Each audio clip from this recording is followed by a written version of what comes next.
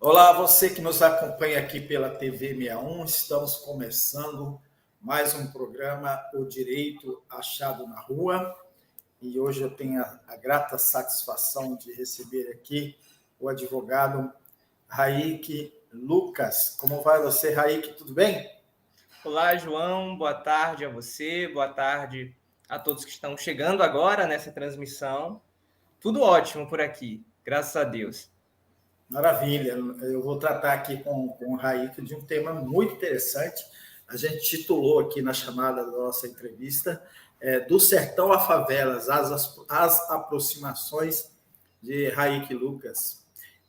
O advogado Raik Lucas, ele se graduou abordando o tema, melhor dizendo, abordando o romance da Pedra do Reino, de Ariano Suassuna, e as proximidades, as possibilidades de aproximação com o direito achado na rua. Direito, literatura e sertão, perspectivas de colônias, e a partir do romance A Pedra do Reino, de Ariano Suassuna, é o título da sua monografia. No seu mestrado em desenvolvimento regional e urbano, ele trabalhou a praxe de o direito achado na rua a partir das mobilizações políticas em torno do direito à cidade, cidadania e territorialidade periférica, a luta pelo direito à cidade na comunidade do Calabar, em Salvador, Bahia, Brasil, é o nome da sua dissertação de mestrado. E a aproximação desses dois territórios, aparentemente tão distintos, que é o sertão e a favela, que o levou a sair de um trabalho abordando o direito achado no sertão para trabalhar o direito achado na favela. Esse é o tema central da entrevista que ele nos concede a partir de agora. Raik Lucas é doutorando em desenvolvimento regional e urbano pela Universidade de Salvador, na condição de bolsista, na coordenação de pessoal de nível superior, a CAPES, mestre em desenvolvimento, como já disse aqui anteriormente, em desenvolvimento regional urbano pela Universidade de Salvador também, e graduado em Direito pelo Centro Universitário Social da Bahia. Ele é membro do grupo de pesquisa políticas e epistemes da cidadania, pesquisador do núcleo da Universidade de Salvador, no projeto internacional Indicadores de Cidadania e Políticas Públicas, e é membro, obviamente, do grupo de estudos O Direito Achado na Rua da Universidade de Brasília, o UNB, coordenado pelo professor José Geraldo de Souza Júnior. É isso mesmo, Raik? Exatamente, João. De modo que eu gostaria até de deixar registrado aqui, primeiro, né, a minha alegria de poder participar desse programa. Eu já acompanho esse programa há algum tempo. E também deixar registrado o meu agradecimento ao professor José Geraldo de Souza Júnior, que foi quem, de fato, possibilitou, né, foi quem criou essa ponte, criou as condições necessárias para que essa entrevista pudesse ocorrer. E também registrar aqui o meu agradecimento ao professor José Menezes, né, que foi meu orientador no mestrado, é meu orientador agora no doutorado, e é o coordenador desse projeto internacional que você citou e desse grupo de pesquisa, que é o grupo em Políticas e Epistemes da Cidadania. Então, não poderia deixar de registrar esses agradecimentos. E, claro, né, agradecer também a você e parabenizar a você e toda a equipe da TV 61 pela realização desse programa especial. Acho que o microfone... Abri agora. Nós é que agradecemos, Raik. É sempre um presente. Eu sempre falo com o professor José Geraldo, ele nos traz sempre presentes, que são essas entrevistas aqui para o nosso programa. Como a gente sempre inicia aqui com os nossos convidados, Raik, a gente queria saber de você como foi a sua inserção no grupo de estudos O Direito Achado na Rua, como que você encontrou esse projeto tão bonito, tão importante? Bom, eu tive a felicidade de, logo nos primeiros semestres da Faculdade de Direito, de ser apresentado por uma professora que inclusive foi entrevistada aqui, a professora Marta Gama, que foi orientanda do professor José Geraldo na UNB, também do professor Luiz Alberto Vará. Ela foi minha professora logo nos 2 primeiros semestres da Faculdade de Direito e apresentou não só para mim, como para a turma toda, o Direito Achado na Rua. Né? E eu acabei me encantando por esse projeto do Direito Achado na Rua, e desde aquele momento foi que começou essa minha inserção, né? Então, a minha caminhada junto ao Direito Achado na Rua se inicia ali, nos primeiros semestres da Faculdade de Direito, e, felizmente, segue até hoje, agora, no doutorado, né? Eu continuo mobilizando o escopo teórico e metodológico do Direito Achado na Rua para poder pensar, né, essas questões. Inicialmente, como nós vamos tratar aqui, as questões relativas à realidade do sertão e, mais recentemente, as questões relativas à realidade urbana, né? E, portanto, essa dualidade, que eu, na verdade, considero duas faces de uma mesma moeda, que é o direito achado no sertão, que eu trabalhei na minha monografia e que deu origem a esse livro, né, que você citou aí, editado pelo selo da editora Porta, e o direito achado na favela, agora no mestrado e também dando continuidade a esse trabalho no doutorado. Direito achado na favela, que inclusive é o título do livro do Osias Peçanha, né? Não poderia também deixar de registrar isso. E não dá para fazer um paralelo, né? Se você me permite também as minhas viagens aqui dentro desses pontos. Não dá para deixar de fazer um paralelo com a favela, com o sertão, porque nós tivemos, sobretudo, aí, a partir da década de 50, 60, 70, um êxodo rural muito grande que foi um dos criadores das favelas que presenciamos hoje em todo o país, né? Inclusive em Salvador, né, que é uma cidade que pouca gente sabe que cerca de 70% da cidade de Salvador ela é o que eles chamam lá, ou aí, você está em Salvador, Reiki? Estou em Salvador, neste momento, sim. Que aí se chama de invasões, né? A invasão, né? Não é isso? Então, assim, é uma cidade que é muito, muito bonita, a sua importância histórica, mas que tem esse problema urbano extremamente grave, e esse é o tema das suas, desde a sua monografia até passando pela sua dissertação e agora o seu doutoramento. Aí você está trabalhando também essa questão do desenvolvimento urbano, né? Então eu queria que você já entrasse nesse ponto. Depois a gente vai voltar lá em Ariano, tá? Porque eu acho que depois a gente vai voltar no sertão. Na verdade, não precisa nem voltar, porque, como eu disse, como você mesmo colocou, não existe uma ruptura entre o sertão e a favela, mas uma continuidade, né? Então, esses espaços, eles não se antagonizam, eles se complementam. De modo que eu não sei se você sabe, ou se os telespectadores que estão nos acompanhando conhecem essa história, a respeito da origem da expressão favela, né? Que é uma expressão que nós utilizamos no nosso cotidiano para se referir exatamente a esses espaços e aglomerados urbanos periféricos. Mas a origem da expressão, da palavra, vem da Guerra de Canudos, vem do sertão. Favela, na verdade, é o nome de uma planta do sertão, que recebe esse nome, também conhecido como faveleiro, porque o fruto dessa planta é uma semente que lembra o favo. E aí, favo, favela ou faveleiro. E aí, o que é que ocorre? Na época da Guerra de Canudos, né, todos nós estudamos isso na escola, a capital do Brasil era o Rio de Janeiro. Então, quando começa a campanha contra Canudos, os soldados saem do Rio de Janeiro e vão até Canudos. O próprio Euclides da Cunha, inclusive, né, sai também para poder ser como correspondente de um jornal do Rio de Janeiro na época.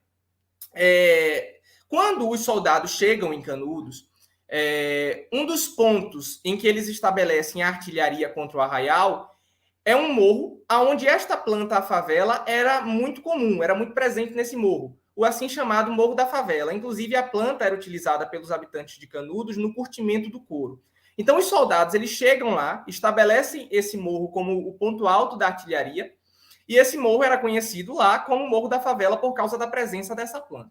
Quando a guerra acaba, né, e o arraial é destruído, né, é arrasado, os soldados voltam para o Rio de Janeiro, esperançosos de receberem os soldos de guerra que foram prometidos para esses soldados. Como não receberam os soldos, né, e ficaram sem dinheiro, ficaram sem ter onde morar, eles começaram a criar as suas habitações nos morros do Rio de Janeiro, um dos quais o próprio Morro da Providência, que que hoje nós sabemos, né, foi ali o primeiro núcleo de favela que surge no Brasil. E daí essa remissência ao Morro da Favela que existia lá em Canudos. Então eles saíram do Morro da Favela lá de Canudos, que era um morro onde eles estabeleceram artilharia, e depois, quando voltaram para o Rio de Janeiro, passaram a habitar os morros. E aí essa ligação, né, do Morro da Favela lá de Canudos com o Morro da Favela que passou a existir lá no Rio de Janeiro. Então, existe essa explicação histórica, né, que une, que cria esse elo de ligação indissociável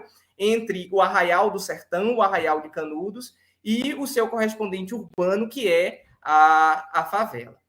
E mais do que isso, né, existe uma outra ligação, que é uma ligação muito mais simbólica, que o próprio Suassuna explora, e aí eu já quero entrar realmente no tema de Suassuna, porque a leitura da obra de Suassuna, a leitura dos textos de Suassuna foi que me influenciou a realizar essa passagem que você traz aqui no título da nossa transmissão, que é do sertão à favela. Né? O próprio Suassuna, ele faz essa passagem também na sua obra, quando ele descobre, primeiro, essa ligação, né, da favela, do Morro da Favela lá em Canudos, com o Morro da Favela que passa a existir nas cidades. E depois, de uma outra relação que ele explora em um ensaio que eu recomendo fortemente, que a nossa audiência busque depois, chamado Canudos, Nós e o Mundo, demonstrando, neste ensaio, uma ligação muito simbólica, né, entre as injustiças que se praticam no sertão contra o povo sertanejo e as injustiças que se praticam nas favelas, nas cidades brasileiras.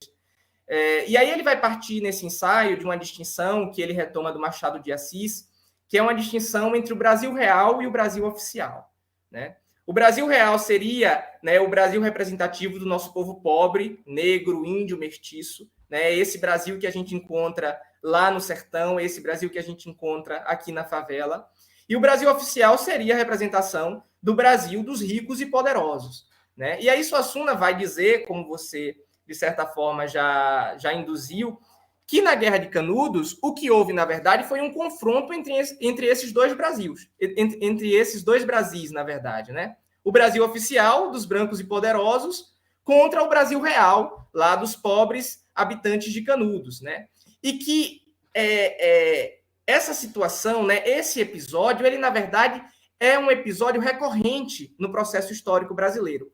O que aconteceu em Canudos, essa peleja, esse embate entre esses dois Brasis, né, o Brasil real e o Brasil oficial, tem se repetido na história do Brasil em diversos momentos distintos, né, de Palmares ao Contestado e, mais recentemente, nas favelas. E aí eu peço... Me permite. Claro, João, claro. Parece, por favor. Está acontecendo nesse exato momento. Nesse exato momento. Um embate contra os movimentos de luta pela terra, sobretudo o MST. Perfeito. Foi bom você ter colocado isso, porque eu vou pedir licença agora para você e para a audiência para poder ler um trecho desse ensaio que o Ariano Suassuna escreve em 1999. Esse ensaio ele está publicado na Folha de São Paulo, numa coluna que ele mantinha chamada Almanaque Armorial, e pode ser acessado pela internet. Então, quem quiser ler esse ensaio na íntegra, e eu recomendo, né, que leia, basta procurar no Google, né? Canudos, Nós e o Mundo, Ariano Suassuna. E aí, olha o que Suassuna, ele diz, né, ele escreve aqui para a gente. Os acontecimentos de Canudos continuam a se repetir a cada instante. Em todos os lugares, em todos os campos de atividade, diariamente, incessantemente. E olha lá o que ele vai escrever, João, a partir disso que você falou. Quando, no interior do país, uma milícia de poderosos, governamental ou não, assassina um pobre poceiro e sua família, é o Brasil dos que incendiaram e arrasaram Canudos que está atirando no Brasil real e matando seu povo. Quando, numa grande cidade, a polícia invade uma favela ou destrói uma invasão, são outros tantos dos nossos inumeráveis arraiais de Canudos pertencentes ao Brasil real que estão sendo destruídos e assolados pelo país oficial, que para isso consegue recrutar a seu serviço outros pobres integrantes do Brasil real. Que também é um caráter da perversidade dessa estrutura. Porque o que aconteceu em Canudos? Foram recrutados soldados pobres, muitos dos quais negros, inclusive, para poder ir para Canudos matar outros pobres que estavam lá. Esses soldados voltaram para o Rio de Janeiro, não receberam soldos de guerra e foram morar nas favelas. Hoje, são recrutados, né, pobres sobretudo nos batalhões da polícia, que invadem esses aglomerados urbanos e também assassinam esses outros pobres. Então, a perversidade dessa estrutura, que é uma estrutura histórica que se construiu no Brasil, é você recrutar, né, integrantes do Brasil Real para poder assassinar, assolar e massacrar outros integrantes do Brasil Real, né? Então, perceba a atualidade desse ensaio que o Suassuna nos escreve e essa relação intrínseca entre o sertão e a favela, né? Entre o que aconteceu lá em Canudos, o massacre de Canudos, com o que acontece hoje na nossa realidade urbana, enfim, na realidade das metrópoles brasileiras. Por isso que o Suassuna sempre insistia, né? Não há como entender o Brasil sem entender Canudos. E foi quando eu entendi Canudos, lendo a obra de Suassuna, que eu olhei aqui pela minha janela, onde eu moro aqui em Salvador, e eu vi a favela, né? E ali eu senti essa necessidade de fazer essa passagem, né, do sertão à favela, não como ruptura, mas como continuidade de um trabalho reflexivo que começou naquele momento, inicialmente entendendo a realidade do povo sertanejo e depois buscando enfrentar essa realidade muito mais próxima a mim, inclusive, que é a realidade da favela. Exatamente, e quando você menciona aí, a partir de Ariano, o Brasil oficial recrutando os oprimidos para reprimir oprimidos, a gente não pode deixar de lembrar que a maioria do contingente das polícias no Brasil inteiro é negra. Sim. E que está matando jovens negros nesse genocídio de dezenas de milhares de mortos todos os anos de jovens negros. Mas, Raíque, a sua audiência aqui está bombando. Tem muita gente aqui nos assistindo. Quero aproveitar para pedir quem estiver nos assistindo que se inscreva aqui no nosso canal, na TV 61. E eu gostaria de ler alguns comentários, mas antes eu quero trazer aqui, eu procurei, enquanto você falava aí do texto do Ariano, eu achei esse blog aqui. Foi onde eu achei. Se você tiver o link aí, manda para eu colocar aqui. Eu vou mandar o link da própria Folha de São Paulo. Vou colocar. Exatamente. Vamos então para os comentários. Raidalva Maria Correia, esse sobrenome é conhecido. É a minha mãe. Que maravilha! Que audiência maravilhosa, hein? Um abraço, especial demais. Ela nos dá boa tarde, aplaude, manda coraçãozinhos. A Janete Fuzetti também aqui, boa tarde. A mamãe volta aqui novamente, parabéns, Raíque. E ela acrescenta com aplausos e vai, mais aplausos e mais aplausos e mais aplausos. Que maravilha! Muito bom. Aí nós temos aqui a Mali Ferreira, parabéns aí, que Deus continue te capacitando. Aí ela manda algumas imagens que não se configuraram. E olha aqui o nosso querido professor José Geraldo Souza Júnior, ele sempre aparece aqui no perfil aqui do canal Direito Achado na Rua. Querelas do Brasil, de Aldir Blanc, é muito lembrado, o Brasil não merece, o Brasil com Z, né? Não merece o Brasil com Z está matando o Brasil. Cumprimentos ao Raíque e ao João. Bela pauta. Aí a mamãe volta aqui, mais aplausos. Não é possível. Mas esses carinhos são importantes para continuar na luta, né? Com certeza. Raíque, então vamos em frente aqui. Eu nas minhas viagens aqui, suas falas estão me permitindo viajar um pouco. Aí a gente tem Ariano, que é um grande dramaturgo que escreveu, né, o Alto da Compadecida, que é uma das peças mais importantes do teatro brasileiro.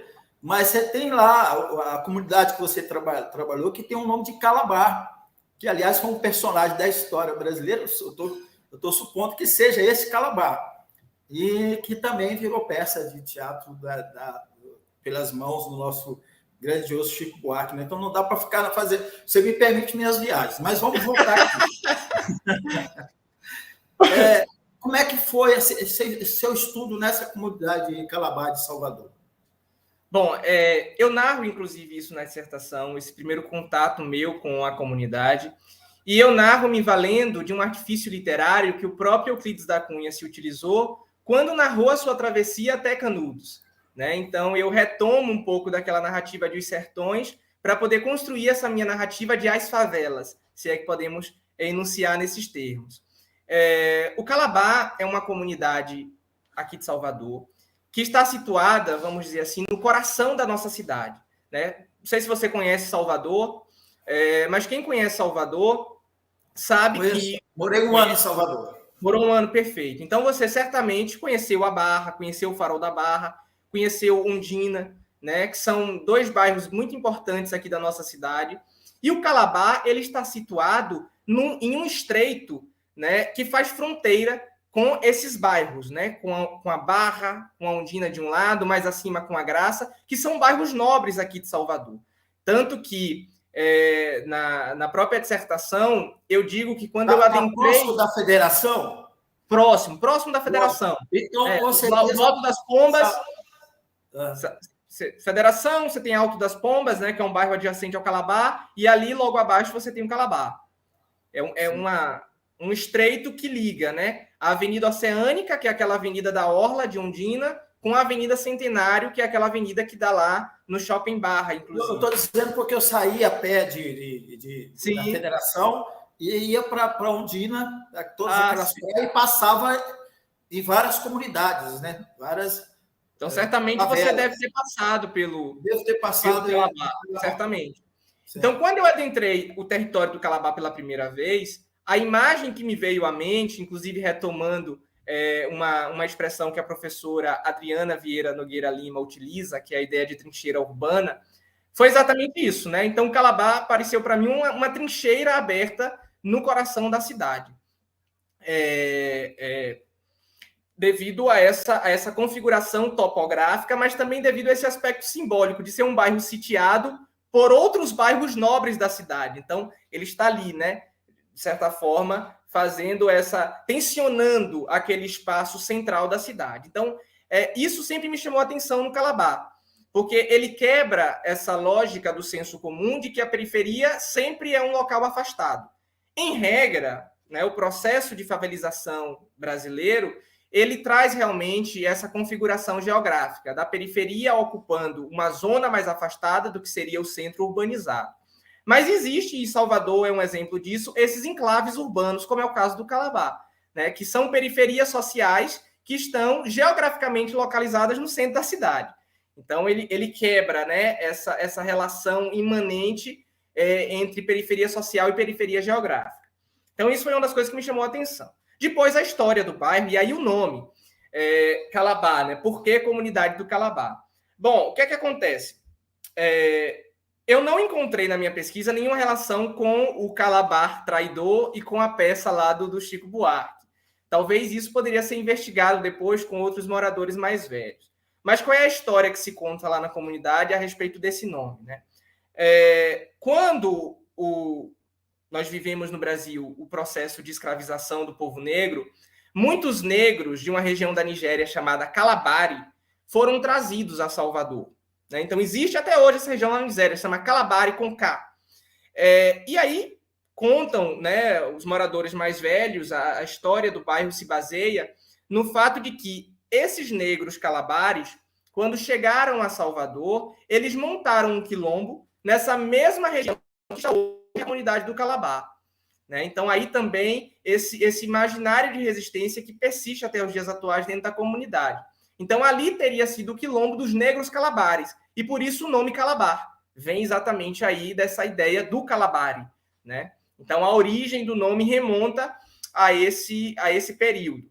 Agora, não existe, na minha pesquisa, eu não consegui encontrar na literatura assim, provas cabais de que, de fato, houve aquele quilombo ali, porque os quilombos em Salvador, eles se situam, né, quando eles existiram, eles se situavam mais distantes do centro da cidade, né, entre o Rio Joanes e o Rio Vermelho, por exemplo, que fazia todo sentido, mais distante para não serem encontrados.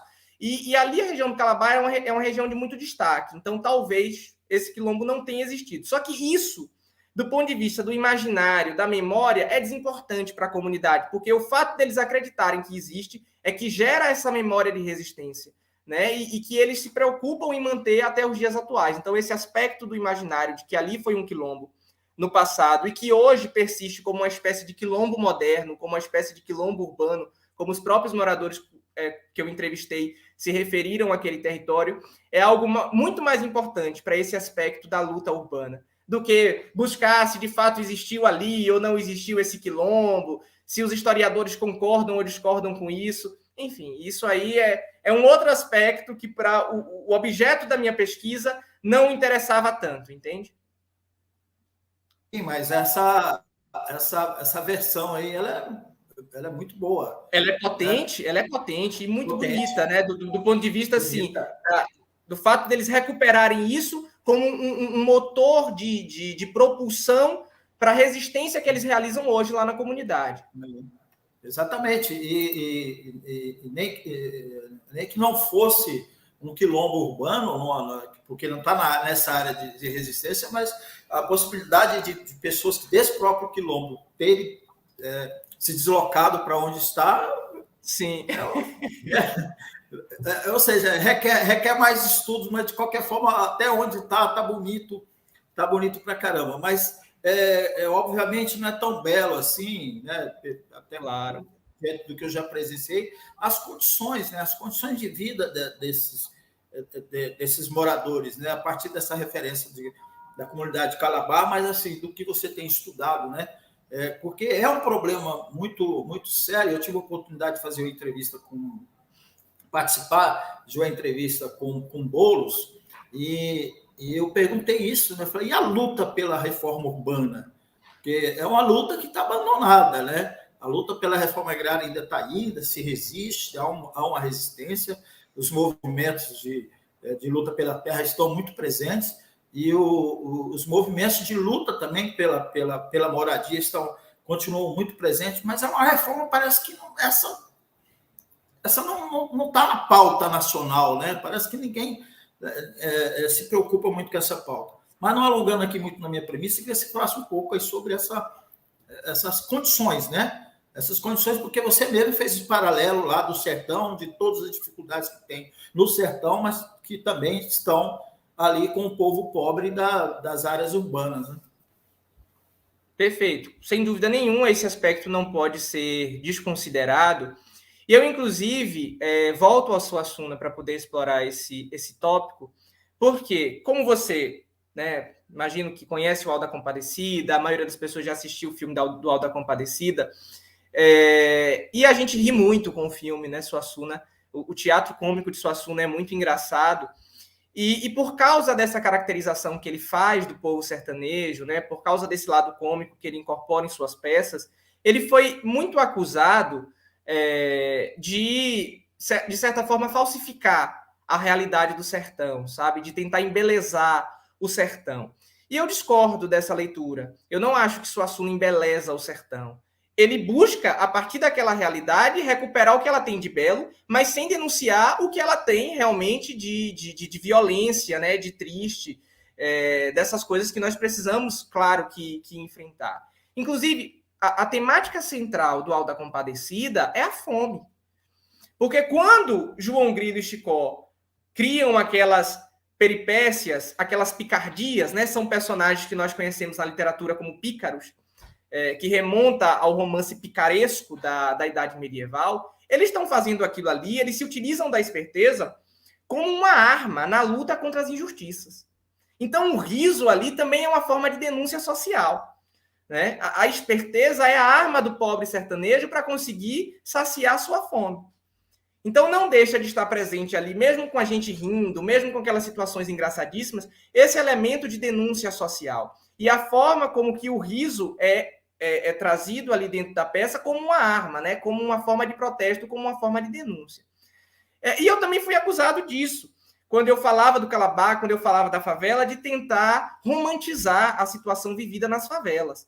Em nenhum momento eu faço isso no meu trabalho. Muito pelo contrário. É óbvio que existe naquele espaço não um problema, mas um programa político de exclusão social, que é realizado por uma estrutura, né? Que é essa estrutura que nós temos aqui, e que faz parte do processo histórico brasileiro, né? de exclusão dessas parcelas mais pobres da população.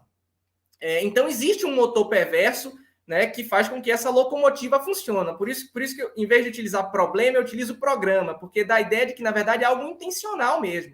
Não é o acaso que fez com que aquela comunidade vivesse situação como não ter energia, não ter saneamento básico, enfim, não ter a efetivação de direitos ali. Mas é um programa político perverso que condiciona essas parcelas urbanas desfavorecidas a essa vida, né, desprovida dos bens sociais necessários, dos bens culturais, sociais necessários para uma vida digna. Então, eu não embelezo a favela, mas eu busco enxergar na favela também uma potência. Não é porque existe violência na favela que não existe esse outro aspecto, que não existe esse outro lado. Tá entendendo? Então, eu busco recuperar, na minha dissertação, inclusive, como o próprio Suassuna fazia nas suas peças, na sua obra como um todo, esses dois aspectos que não se auto-excluem. Não é porque um pobre sertanejo vive em uma situação de miserabilidade social que ele não sabe sorrir, ou que ele não consegue criar coisas extraordinárias, como de fato cria, como, por exemplo, o maracatu rural. O que é o maracatu rural? O maracatu rural é um espetáculo popular maravilhoso que é realizado por trabalhadores cortadores de cana. Esses trabalhadores passam, muitas vezes, boa parte do ano sem ter trabalho, sem ter, portanto, renda. Mas, mesmo assim, tiram do pouco dinheiro que tem uma parcela desse dinheiro para comprar fita, para comprar vidro colorido e organizar aquele espetáculo maravilhoso que é o maracatu rural. Não quer dizer que eles não passam fome, não quer dizer que aquela realidade que eles vivem não é dura. Mas aquele espetáculo é um espetáculo maravilhoso que eles produzem e eles têm o direito à arte. Eles têm o direito de produzir aquilo ali também. Ou só a gente pode ter esse direito à festa? Eles têm esse direito à festa e mesmo naquelas situações mais horríveis, né, que eles vivem, nós sabemos, eles conseguem criar essa festa com os recursos disponíveis. E a mesma coisa acontece na favela. Então, existe esse aspecto de violação, existe esse aspecto desse programa perverso que condiciona essa realidade, mas existe também esse outro aspecto da resistência, né? Esse outro aspecto da maneira como esses indivíduos submetidos a esses processos conseguem recriar essa realidade a partir deste lugar, que é o lugar que eles ocupam na estrutura urbana. E aí a gente pode falar da arte urbana, do grafite. O Calabar é um bairro pintado de grafite. Eu tive a oportunidade de entrevistar um artista do bairro que realiza grafites lá na comunidade, né? O Calabar montou uma biblioteca comunitária com recursos da própria comunidade para que os moradores pudessem ter acesso a esse tipo de conhecimento, né? O conhecimento literário. O Calabar montou uma escola aberta comunitária. Você imagina o que é isso, João? Uma comunidade se organizar e criar uma escola. Porque o poder público jamais iria criar uma escola lá dentro daquela comunidade. Mas os moradores se juntaram, criaram uma escola. Depois, quando a escola já estava criada, o poder público se viu na situação de que não tinha mais o que fazer. Então, se viram obrigados a regularizar a escola. Então, hoje eles têm uma escola regularizada pelo próprio poder público, administrada pela comunidade, porque a própria comunidade se insurgiu e criou aquele espaço. E isso, para mim, é algo extraordinário. Então, ao ressaltar esse aspecto, né, extraordinário da maneira como tanto o povo do sertão como o povo da favela consegue recriar essa realidade a partir desses recursos limitados, eu não deixo de enfrentar também as questões relacionadas, né, a esse programa perverso, né, que mantém essa estrutura de desigualdade e de violência contra as pessoas que habitam esses espaços. Olha aí o que você está mostrando.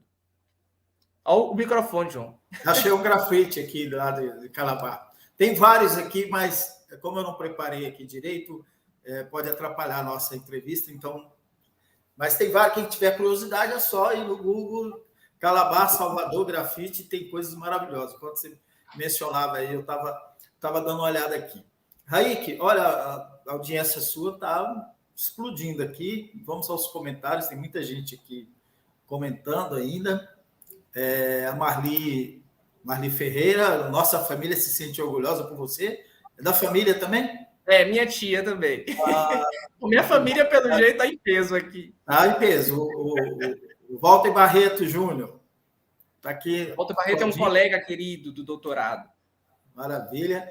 A Rose Nunes, ela manda algumas imagens aqui, mas não se configurou e eu mesmo aqui com a Marli, que voltou aqui a comentar, o professor José Geraldo, lembrando que eu entrevistei a Adriana Lima, Direito Achado nos Becos, foi uma entrevista muito boa, que falou da comunidade de Saramandaia, aí em Salvador.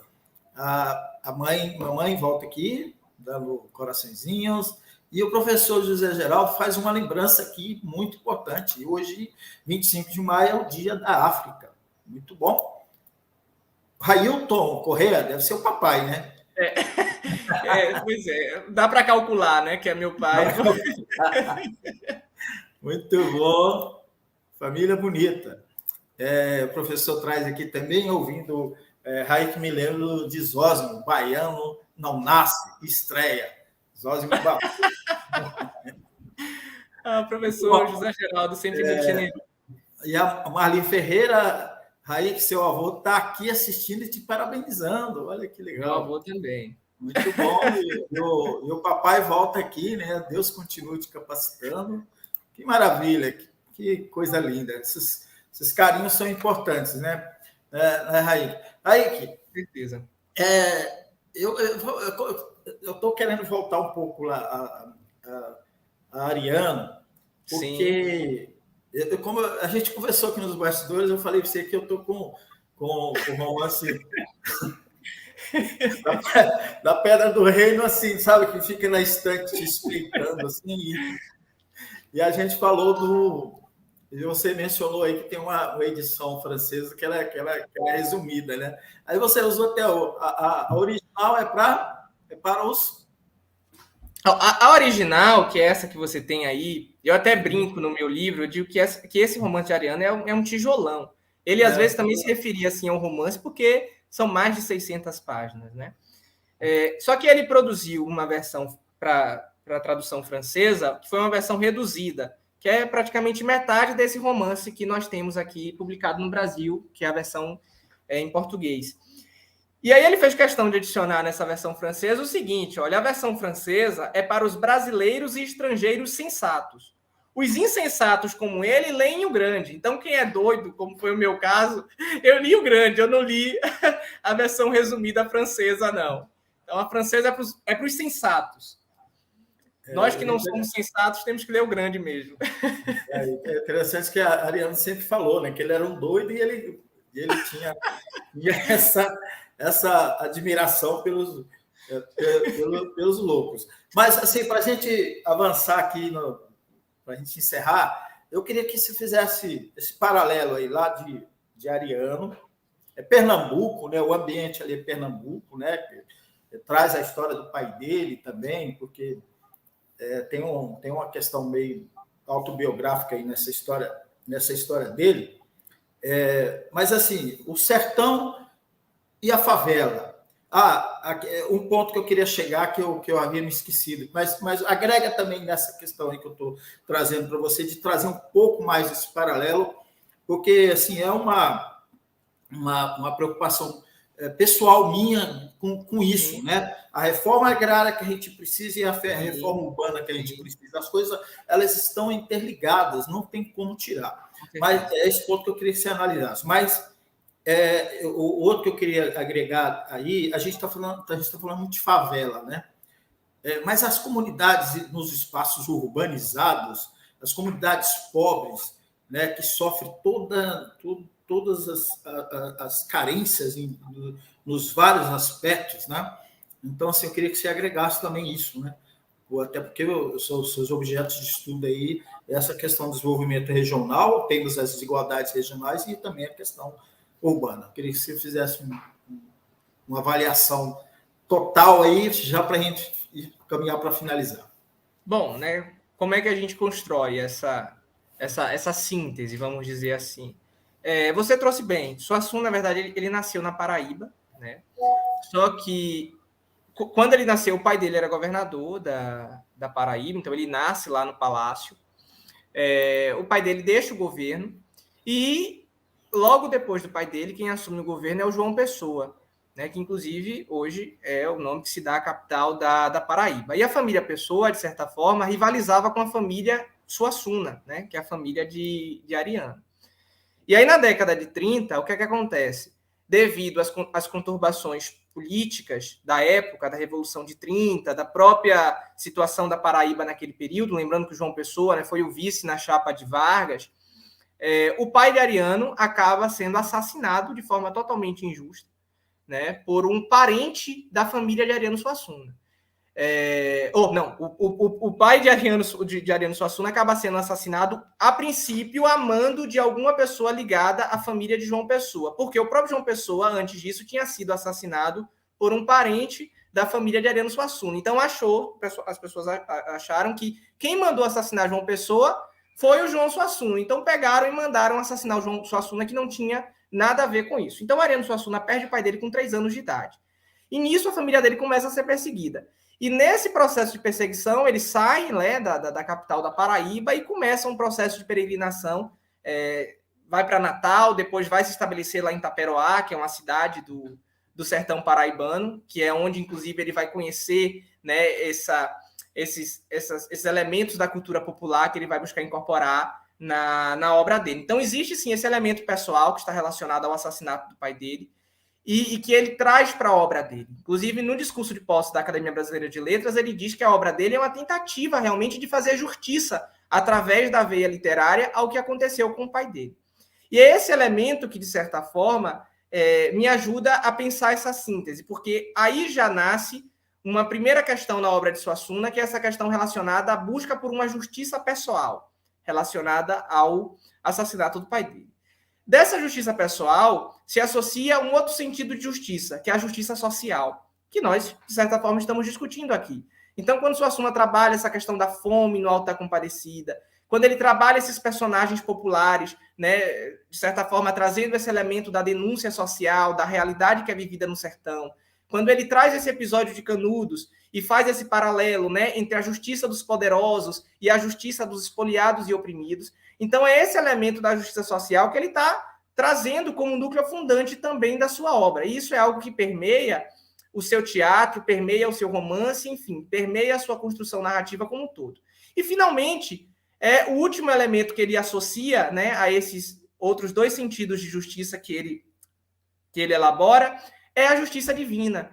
Então, ele, como era uma pessoa religiosa, acreditava, né, realmente nessa visão, né, de que no juízo final a justiça perfeita se realizaria diante dessa injustiça imperfeita dos homens. Essa injustiça, inclusive, que condena, né, o pobre, que encarcera jovens negros e favelados, e, ao mesmo tempo, né, não tem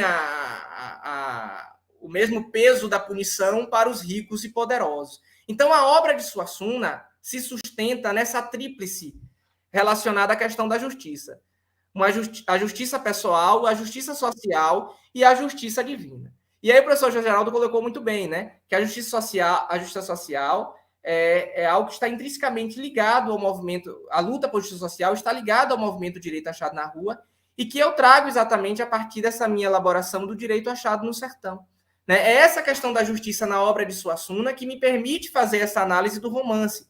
Porque o mote do romance, eu já vou até te ajudar, quando você começar a ler o romance, o título do romance é O Romance da Pedra do Reino e o Príncipe do Sangue do Vai e Volta. O que é a Pedra do Reino? Né? A Pedra do Reino é um local que existe, eu tive inclusive a oportunidade de visitar, é um local que existe lá no sertão de Pernambuco, e nessa Pedra do Reino aconteceu um episódio, um massacre, né, que ali se estabeleceu uma comunidade sebastianista, uma comunidade messiânica, que acreditava que dentro da pedra o rei Dom Sebastião estava confinado e que eles tinham que realizar um ritual para poder libertar o rei Dom Sebastião. E quando o rei Dom Sebastião fosse libertado, ele realizaria justiça pelo sertão, as pessoas pobres iriam ficar ricas, né? Quem tinha fome não ia ter mais fome. Esse elemento do sebastianismo é algo que está presente em outros movimentos messiânicos do Nordeste, como o próprio episódio de Canudos. Então, o romance da Pedra do Reino parte desses movimentos, né? Desses movimentos messiânicos, desses movimentos sebastianistas, organizados por esse povo pobre do sertão, e cuja luta maior se acentua nesse aspecto que é a justiça. Né? Então, a crença em que Dom Sebastião ele seria restaurado, ele iria voltar à vida, está relacionada exatamente a essa necessidade do povo de acreditar que essa força maior poderia acabar com o martírio e o sofrimento a que eles estavam envoltos ali. E é nesse momento que Suassuna ele traz para a gente essa ideia, né, do protesto do sonho, desse elemento mítico, desse elemento mágico contra a injustiça. É a peleja do sonho contra a injustiça.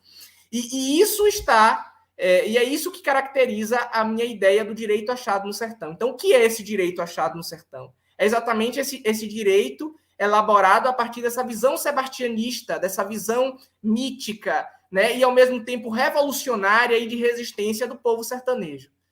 Então, eu acredito que a síntese se enquadre aí. E aí, partindo para a favela, né, agora. José Geraldo falou, pronto, explicou.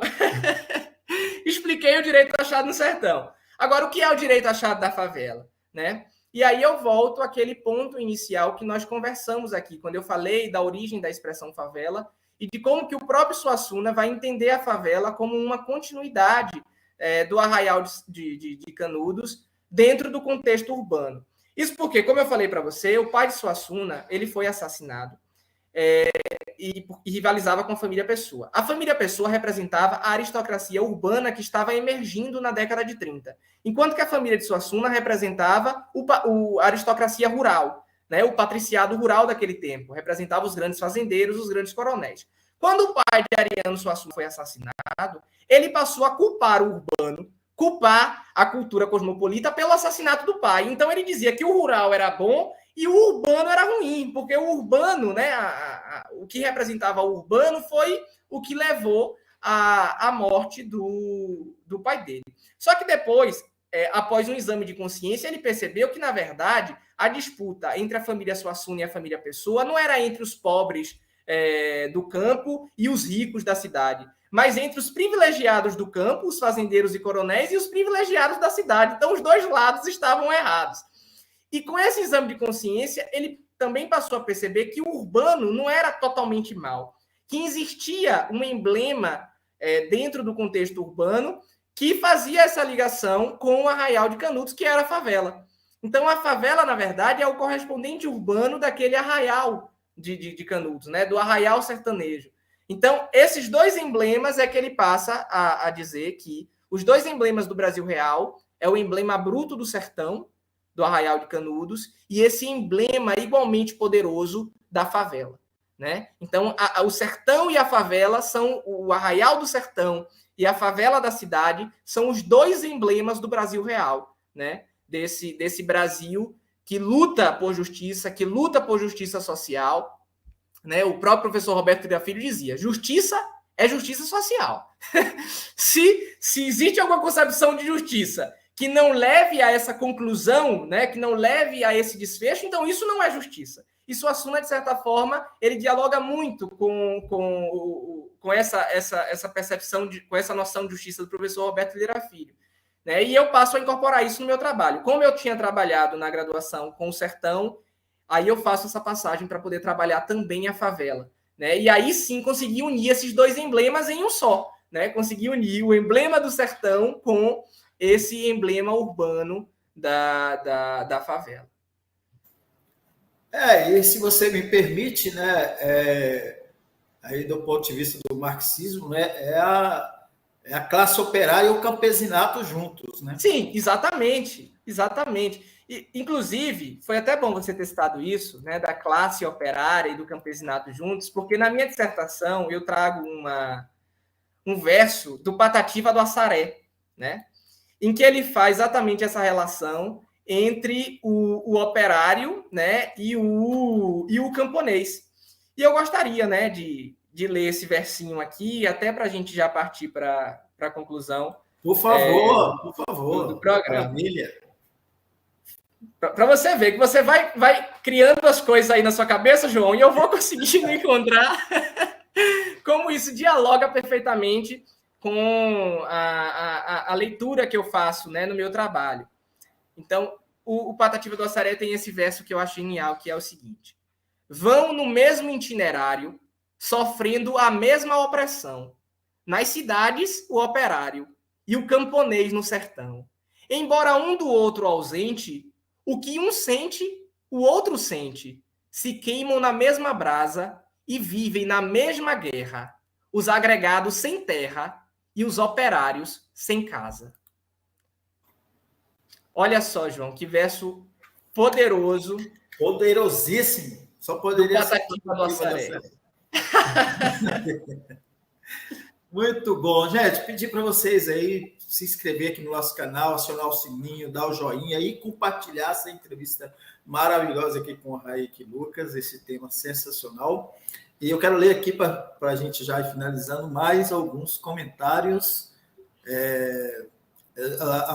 A tia Marli já falou aqui, né, que o vovô está assistindo, parabenizando o Railton, né, o seu pai. Vamos lá, muitos aplausos aqui da família do Raik, o pai dele e a mãe, aplaudindo. A coincidência do Rai aí é interessante, né? Pois é, João, não é uma coincidência, né?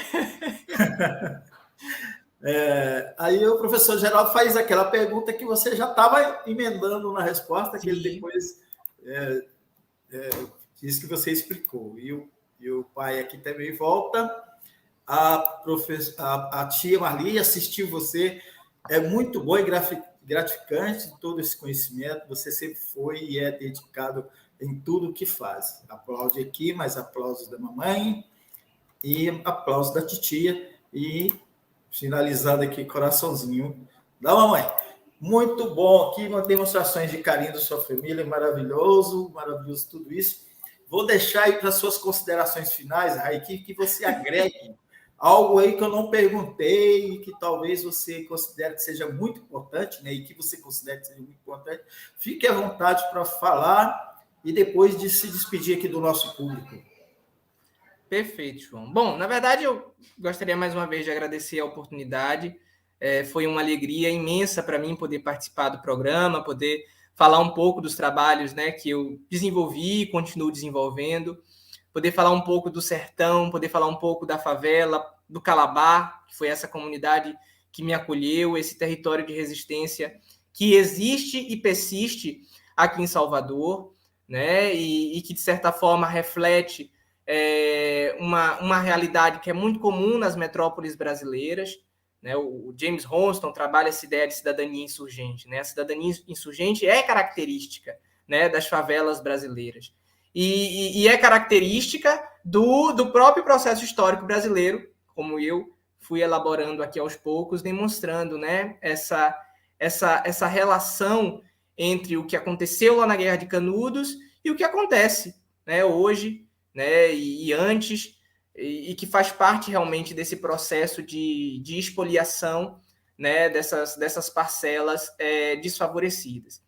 Então, quando Suassuna dizia, olha, não há como entender o Brasil sem entender Canudos, é porque quando a gente entende Canudos, a gente consegue visualizar como que isso se repete no processo histórico, né? Como que Canudos não foi um episódio isolado, mas um episódio, como você bem colocou e como nós discutimos aqui, está presente na nossa realidade hoje em dia, né? Na realidade da favela, na realidade do campo, né? Com a criminalização, inclusive, dos movimentos sociais, buscando aí a criminalização do próprio MST, também com a criminalização dos movimentos urbanos, né? Você falou um pouco sobre essa questão da reforma urbana. Hoje nós temos alguns movimentos, como, por exemplo, o MLB, né, que é o movimento de luta nos bairros, vilas e favelas. Nós temos aqui em Salvador uma ocupação mobilizada por esse movimento, que é a ocupação Carlos Marighella, que fica ali na Carlos Gomes. Então, esses processos de insurgência, de resistência, continuam acontecendo, né, no campo e na cidade, né, e no meu trabalho eu busco chamar atenção exatamente para isso. De modo que eu gostaria de concluir com a citação do próprio Suassuna, né, que está presente naquele ensaio que eu citei no início, Canudos, Nós e o Mundo, e que dialoga com essa discussão acerca da justiça, né. Suassuna conclui o ensaio dele dizendo o seguinte: a justiça somente será verdadeira quando um dia vier a se anular essa terrível dilaceração de opostos. Ou seja, quando a justiça do país oficial, pela primeira vez em nossa atormentada história, se tornar a expressão perfeita e acabada da justiça do Brasil real. Né? Então, é esse sonho, esse é o meu sonho também, esse era o sonho de Suassuna, e de certa forma, como eu acredito que o fazer científico incorpora uma dimensão política, essa bandeira política eu também levanto nos meus trabalhos. Né? Então, eu acredito nessa realização da justiça do Brasil real. Né? E eu espero que realmente, através desses movimentos de insurgência, através do próprio direito achado na rua, a gente possa construir um caminho para que esse sonho ele se concretize, né? Esse sonho ele se realize de forma perfeita e acabada. Né? O próprio professor Roberto Grafilho, naquele livreto que é o Direito, ele, de certa forma, também ele apresenta uma trilha em direção à consumação, né, dessa justiça. E ele acredita nesse processo de evolução que vai nos permitir chegar a esse estágio avançado, como ele próprio define. Né? O direito achado na rua é um modelo avançado, né, de uma sociedade onde a expoliação do homem, a exploração do homem pelo homem, ela possa ser superada. E eu sonho realmente que essa exploração ela possa ser superada tanto na cidade, através dos processos de expoliação urbana, como no campo, através dos processos de exploração, né, da nossa classe camponesa. Então, eu concluo, né, aqui a minha fala, reforçando a minha alegria e satisfação de poder participar aqui do programa, né, e espero continuar, enfim, contribuindo de alguma outra maneira com todos vocês, com o próprio grupo do Direito Achado na Rua. E quem tiver interesse, né, em acessar esses meus trabalhos, enfim, tem um repositório institucional da própria universidade, a minha monografia está publicada como livro, então quem quiser adquirir o livro está disponível na Amazon, no Clube de Leitores, enfim, em vários sites virtuais, né, que comercializam livros. E é isso, João. Muito obrigado a você também pela condução. E é isso. Alguma rede social aí para que as pessoas possam dialogar com você? Isso, tem o meu Instagram, né, que não é nem começou como um Instagram pessoal, mas enfim, eu não tenho condição de ficar cuidando de muitas redes sociais ao mesmo tempo, então acabou se concentrando tudo ali mesmo, que é o @RaikLucas, né, no Instagram. E também tem uma página minha no Instagram que é o @Almanaque Jurídico Armorial, em que eu trago essa discussão, né, sobre direito e literatura a partir da obra de Suassuna e a partir do movimento armorial. Então, tem essas duas páginas aí. Almanaque Jurídico Armorial. Armorial. Isso. @Almanaque Jurídico Armorial. Armorial. Com H de harmonia? Não, com AR, né? ARMORIAL. Armorial. Armorial. Então, tem essas... Vamos ver aqui, ó. Lucas, @RaikLucas. Isso. E @Almanaque Jurídico Armorial. Armorial, isso, exatamente. Raik, agradecer muito você. Que entrevista linda, sensacional, muito boa. O tema foi empolgante, me permitiu fazer várias assim, entusiasmos na minha cabeça aqui. E foi bonito também a participação de sua família, sua mãe, seu pai, e sua tia, seu avô, que estava lá, não apareceu aqui, mas também foi mencionado. E nós terminamos aqui, então, pedir você que está nos acompanhando, que se inscreva aí, compartilhe essa entrevista aqui com o Raik Lucas. E, para finalizar, vou trazer aqui outra mensagem lindíssima, que mãe é mãe, né? Que coisa linda. Sem palavras, temos muito orgulho deste presente que Deus nos deu. Raik, continue. Continuo pesquisando e continuo na luta também, levantando essas bandeiras tão importantes, né, para todos nós. Muito bom. Agradecer também ao professor José Geraldo, aqui, que está sempre presente certeza. nas nossas transmissões e trouxe aqui questões muito importantes, lembranças muito importantes aqui para esta edição do Direito Achado na Rua aqui pela TV Mion. Um abraço para todo mundo e a gente volta na semana que vem com mais uma entrevista aqui no nosso programa Direito Achado na Rua pela TV Mion. Abraço, Raik.